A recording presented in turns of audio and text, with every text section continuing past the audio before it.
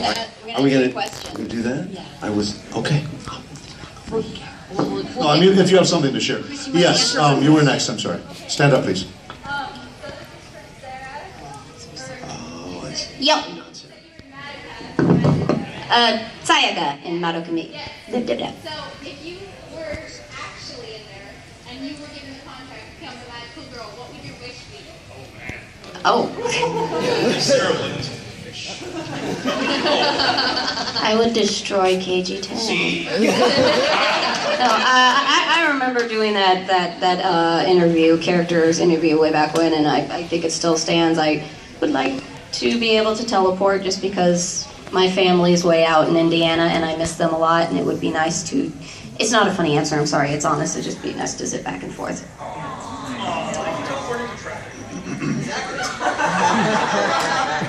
No, I'm serious. You ruin everything good in this world. Yeah, thanks, KG. Thanks a lot, man. Sure. Blue robot guy, because you've been... Okay, blue robot guy. You, sir. Oh, you're not a robot at all. From a sitting position. Okay. This question is for all of you who voiced the Fire of Awakening. Now, you all know that you all got like one-liners, basically, and there was some good material. What is your opinion or view on not being able to actually voice, those interesting lines and that kind of thing? Thank you. Every line I had was seriously depressing. I cried a lot. No, before I cried, I had that moment where, when you're at a funeral and it's the worst place you could possibly break into laughter and you just don't want to break into laughter, and because of that, all of a sudden it's the funniest thing in the entire world and all you can do is try not to break out loud into laughter. That was me recording Emran for Fire Emblem Awakening for the first half of the record, and the engineer locked eyes with me and was like, "It's not funny," because she knew I was dying, and so I'm like, I can't help it. The copy is so depressing and so sad. I want to just burst and make fun of it and laugh. And then she held me down, just with her eyes, and then we got to that part that if you haven't played the game I won't talk about, but I cried. I got to say one of my favorite lines ever in anything, which is "Don't mess with the bunny." That's what I took away from that. Yeah, Aaron, wasn't your character like in a coma for half the game? It was really sad. Like, yeah, I'm pretty sure you were the most depressing part of that game. In the most loving way, I can say that to you. My soul! But she didn't have many cues, though. Oh, man. I voiced Baladar and Frederick. I don't remember any lines except "Pick a God and Pray," which sounds like a cool one-liner from any action movie, right? That's cool. But I do remember this tied into the previous question about dialing in a voice. With Baladar, he's like the very first guy who shows up as soon as you hit start on the game, right? And he sounds like cool and raspy and all that. Originally, they said, give him a slight Hispanic accent. And when I was doing it at the session, I said, this sounds like, fear me if you dare. It sounds like Puss in Boots. And then they agreed and said, yeah, let's drop the accent. No, it's wonderful. I would like to hear a version of it. When I first went into audition for Owain, the sides actually had, if you play the game, he shouts all his attacks all the time. Like Radiant Daw and Sacred Stones. Those were actually lines that I had to do for the audition, and I was so very sad that they didn't actually make it into the game. So out there somewhere, there is an entire track of every single one of those shouted out. Like, Radiant Dawn! Sacred Stones! It's like, there's a ton of them, and none of them made it into the game. It sucked. So instead, KG does that when he brushes his teeth, flushes the toilet, cooks something. Don't cut this guy off on the freeway. Do not cut him off on the freeway. Sacred Stones! In the bathroom. Sacred Stones. What kind of sunrise is it? Radiant Dawn! And then my girlfriend breaks up with me. Well, she says that when you drop your pants. Sacred Stones! Sacred Stones! Did I say that? Behold!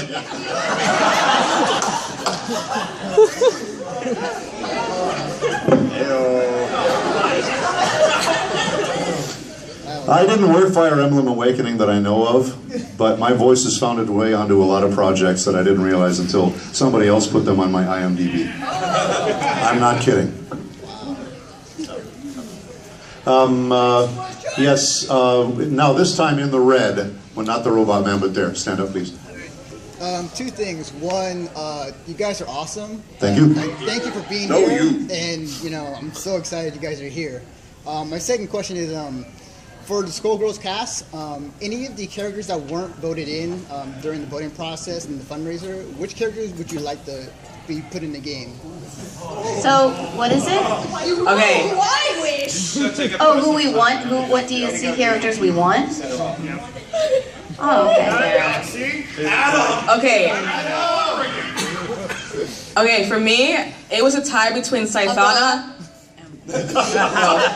Salty Umbrella. Salty Brella. You wish that she was in it. Yeah. Sumbrella. I do. She's so cute. Sumbrella. I was tied between Scythana and Brain Drain. Brain Drain, really, because I wanted the whole pain wheel wrath of the Titans, whatever. I don't know what I'm saying here. I wanted him to make it, and I also wanted Scythana to make it, but I was kind of tied between those two. I wanted Hubert because I thought Kylie Bear would be perfect for him. Hubert! And of course my sister Umbrella. That's Hubert. It's Hubert. It's pronounced Hubert. Yeah, I'll take it. What did you? I wanted Marie for obvious reasons, especially being I've been a fighting game player for lots of years and I've always dreamed of playing a character that I voice. Well, they sort of put him in for like a night, remember? Were you there when they put Marie? Yeah, she played him. She played her. She spammed skulls at us. Skulls. Version of Marie into the game for like a night. And basically, what it came down to is she has that move that some Microphone, dinosaurs, JJ, right? microphone. It just goes straight across the screen, and it was so easy to do that. You could just go.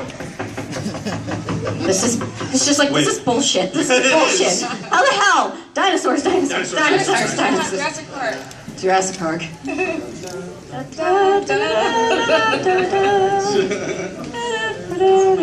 Good times. Beowulf made it into the game, so I'm happy. No. I also like Taliesin. Okay. he's like a jerk you want to beat up. So that's, and he's pretty, I guess. Stop Sarah say hers. Did you say yours already? Oh, me? Did you say yours? No, I haven't yet. I wanted Science Shark. And We all want Science Shark. We all want. I either want Tomar or I want Martin to play him. Yeah, that would be good. Martin would be good. Little Karibo, Martin. Martin Little Creepo. What about Science Shark. British accent. What about you won? You won. The turtle was drunk, okay? And I also sort of wanted Taliesin because I wanted to see some Shonen Ai moments between him and Beowulf. Does anyone see that? Am I the only one that Dojin in the ending, in the freaking double ending? That Dojin hanging on the wall of Beowulf and Taliesin? That Dojinji? I'm saying it right? Yeah, that amused me to know, and I'm like, oh my god, it's canon. All of you, next time you get the chance, there is a YouTube video of Sarah completely drunk talking about Yuan's DLC history and how he's living the American dream by running a Chinese food restaurant. It's legit online right now. You can He learned to make s'mores. Make her an apron. Next question? Yes. Please. Out of all the acting roles you've all done, what are your favorites? Like, what are the most memorable? Okay, I'll start. We'll all revolt inside my head and there will be a war. You're talking, I assume, about voice work. Yeah. Okay, yeah. It's a tie for me because the sweetest, most heartfelt, wonderful, terrific character that I ever played in terms of being magnificent was Wormmon, Digimon. Yeah. The problem is the craziest, weirdest role I ever played, ever, on stage, in opera, anything I've ever done, was in Cowboy Bebop when I played Punch. All you had to do was take one look at him and wonder why they asked me to make the sounds I did.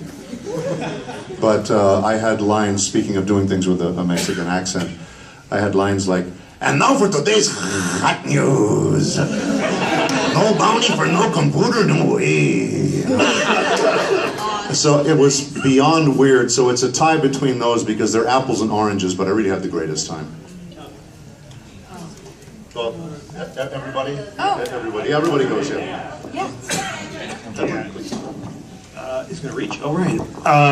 So for me, there was this little game called Dust and Elysian Tale that I got to be a part of, and it's one of those once-in-a-lifetime games where it was an indie game. It's not Halo. It's not Mass Effect, but it was just really special. And the whole game was essentially made by one guy. And I had the chance to not only help cast the game and work on the audio side of it, but I ended up as Ara, who is one of the lead characters with Kimlin and Lucian, who played Dust and Fidget. So getting a chance to work with those two, and then playing a role that I honestly had no business playing. I was told by acting coaches, this is the type of role you will never play, don't worry about it, focus on other stuff, and then I got cast as that. So it was a struggle for me to start, but just the way it all came about, and then to see the final product, I mean, and to be like, yeah, no, I can do this kind of thing. It was really special, and you know, I still go back and play the game, and I'm like, oh my God, we're actually in this thing. This happened. Oh God, yes. So that would be. It's my personal favorite, both for the story of how the game came to be, and for the fact that it was a very just special role for me. I have so many.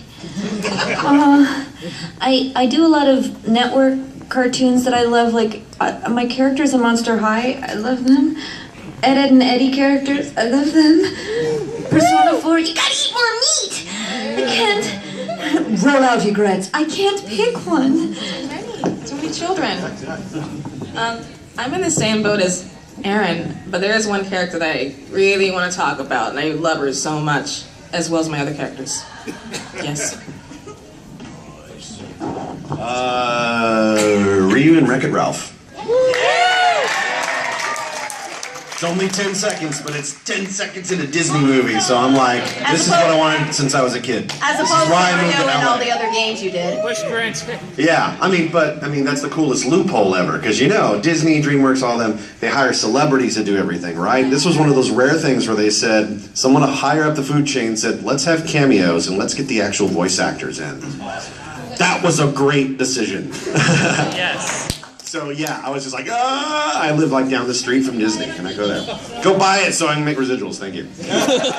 Pay my rent, thank you. How many of you guys have heard of Magi the Labyrinth of Magic? Woo! You?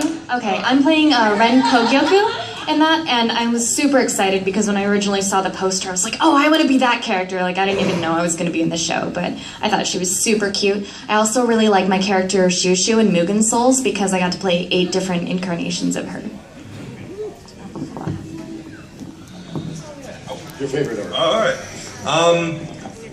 My favorite and most touching character that I've ever played, I'm recording right now at this moment. I can't talk about it. But who is it? I can't tell you. It's something I have loved for ages, and I can't. But aside from that, it's a tie between 2 characters. Owen from Fire Emblem, just because he's so awesome. And the second, like, more serious reason, I really love Wingle from Tales of Exillia.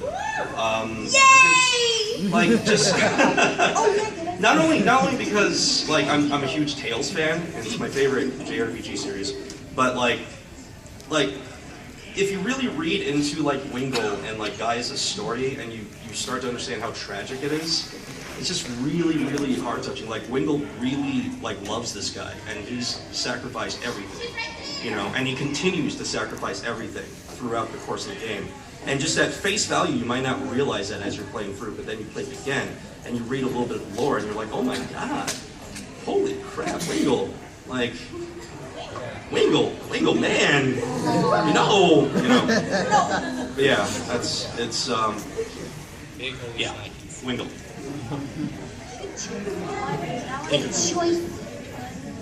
Hi. Let's see. It's sort of like every single. I pretty much am in the same boat with. I think everybody. Every single role becomes your favorite because it's sort of like because for me it's sort of like I believe everybody has their own personal story with every single role they have.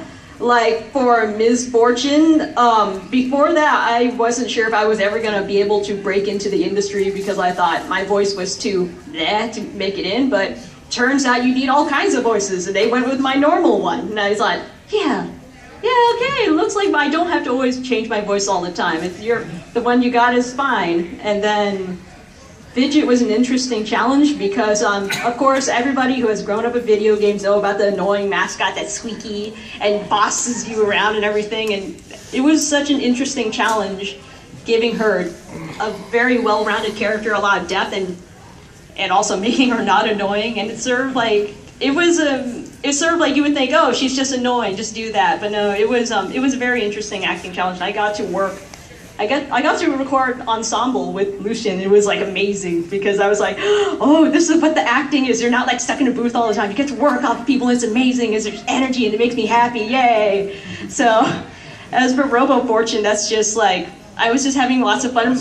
I was having lots of fun with all my friends, and it sort of like Came out. it just came out. She was born. She was born, and you're all her mom. And that makes me the dad? You can have many mommies, I get, wait. I'll just...